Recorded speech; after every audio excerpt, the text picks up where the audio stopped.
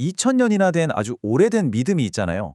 이게 지금 바로 우리가 사는 이 과학의 시대에서 과연 어떤 새로운 의미를 가질 수 있을까요?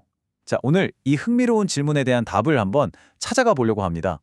우주선을 쏘아 올리고 양자 컴퓨터를 이야기하는 지금 이 시대에 정말 오래된 고대의 신앙이 과연 여전히 의미가 있을까요? 이게 그냥 궁금하다 수준의 질문이 아니에요. 많은 분들이 실제로 느끼고 있는 거죠. 우리가 눈으로 보고 경험하는 이 현대 세계랑 아주 오래된 경전 속 이야기 사이에 뭔가 점점 더 큰 벽이 생기는 것 같은 느낌. 바로 그 간극에 대한 이야기입니다.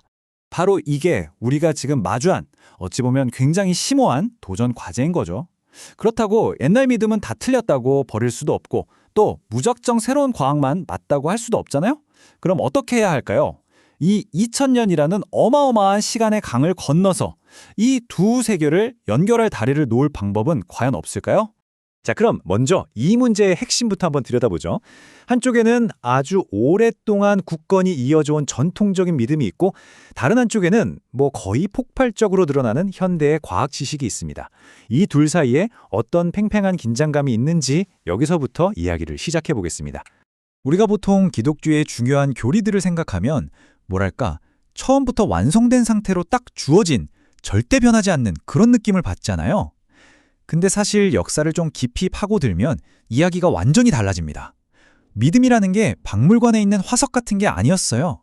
오히려 계속해서 자라나고 또 상황에 맞게 변화해온 살아있는 생물에 더 가까웠다는 걸 알 수 있죠. 그러니까 신앙이 앞으로 어떻게 바뀔 수 있을지를 보려면 먼저 그 신앙이 과거에 어떻게 만들어져 왔는지를 알아야겠죠. 네, 바로 사람들의 손으로 어떻게 다듬어졌는지를요. 자, 여기 타임라인을 한번 보세요. 꽤 흥미로운 사실이 보입니다. 지금 우리가 너무나 당연하게 생각하는 삼위일체나 원죄 같은 핵심 교리들이 있잖아요.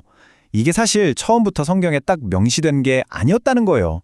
예수님 이후 수백 년 동안 정말 치열한 논쟁과 회의를 거치면서 사람들이 함께 만들어낸 결과물이라는 거죠. 대표적인 게 서기 325년에 있었던 니케아 공의회인데 여기서 바로 예수의 신성에 대한 공식적인 교리가 확립된 겁니다. 그러니까 여기서 우리가 꼭 기억해야 할 포인트가 바로 이거예요. 신앙에 대해서 의문을 품고 이게 과연 무슨 뜻일까 하고 다시 해석하려는 노력이 결코 새로운 게 아니라는 겁니다. 오히려 그게 바로 기독교 역사의 한 부분, 아주 중요한 DNA였다는 거죠.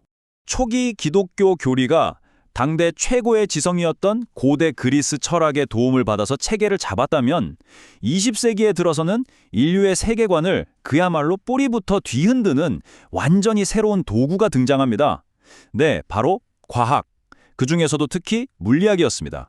여기서 오해하면 안 되는 게 과학이 신앙을 무너뜨리러 온 게 아니라는 점이에요.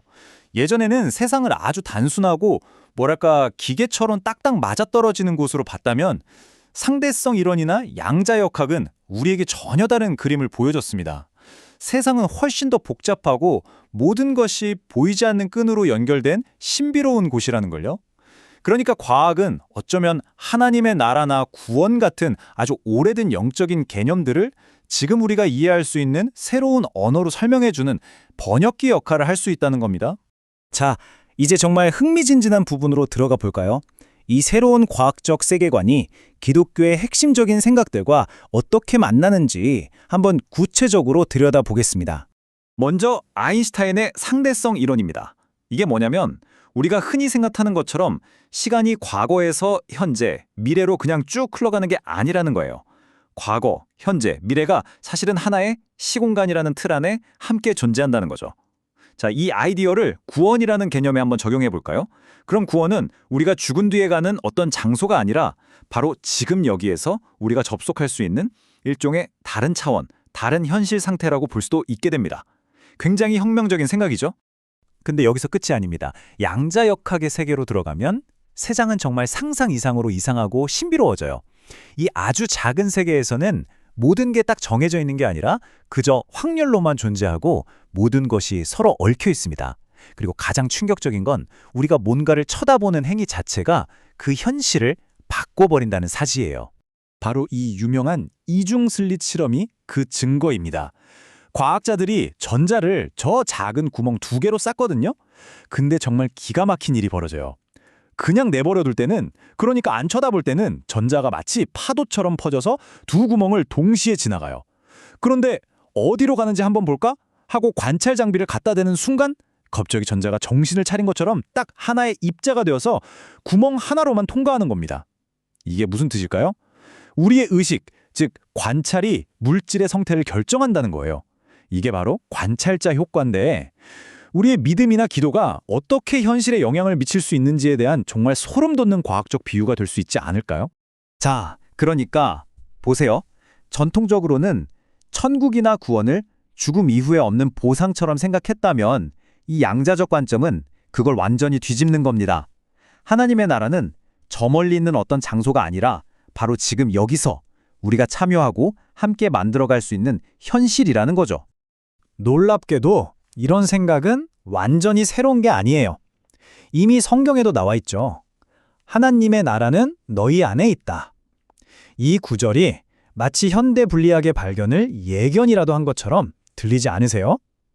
정말 신비로운 연결점입니다. 좋아요. 이론은 이제 충분히 들은 것 같고, 그래서 이런 새로운 생각들로 다시 활력을 얻은 신앙은 구체적으로 우리 삶에서 어떤 모습으로 나타날 수 있을까요? 한번 현실로 돌아와 보죠. 요즘 밀레니엄 프로테스탄트라는 움직임이 바로 이런 고민에서 출발했습니다.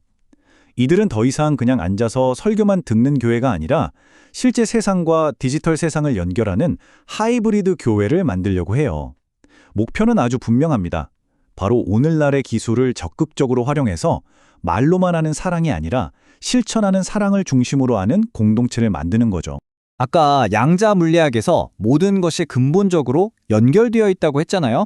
이 원리를 21세기 기술에 그대로 한번 적용해 보는 겁니다. 예를 들면 바로 이 메타버스 같은 가상 공간에 교회를 세우는 거죠. 이렇게 하면 한국에 있든 미국에 있든 아프리카에 있든 물리적인 거리나 국경에 상관없이 모두가 함께하는 새로운 영적 공동체가 탄생할 수 있습니다. 말 그대로 시공간을 초월해서 연결되는 거예요. 한번 상상해 보세요. 저는 지금 제 방에서 VR 기기를 쓰고 있고 저기 지구 반대편에 있는 누군가도 자기 집에서 접속하는 거죠. 우리는 같은 가상 공간 안에서 바로 옆에 있는 것처럼 함께 찬양하고 기도하고 이야기를 나눌 수 있습니다. 이게 바로 기술이 만들어내는 이전에는 불가능했던 놀라운 연결의 힘입니다. 그리고 이런 새로운 교회는 단순히 일주일에 한 번 모여서 예배드리는 걸로 끝나지 않아요. 그 이상을 꿈꿉니다. 일상생활에서 서로의 고민을 들어주고 직업을 구하는 데 도움을 주고 진짜 의미 있는 인간관계를 맺도록 돕는 거대한 네트워크가 되는 거죠. 보이지는 않지만 우리 모두를 끈끈하게 연결해주는 그런 공동체 말입니다. 수천 년 전의 깊은 지혜를 최첨단 과학의 언어로 다시 풀어내고 또 그걸 메타버스 같은 디지털 기술로 우리 삶에 구현하려는 이 움직임. 어쩌면 이건 단순히 교회의 모습을 바꾸는 걸 넘어서 우리에게 신앙이란 무엇인가? 라는 가장 본질적인 질문을 다시 던지고 있는 건 아닐까요? 이것이 바로 다음 시대의 종교개혁이 될 수도 있지 않을까요?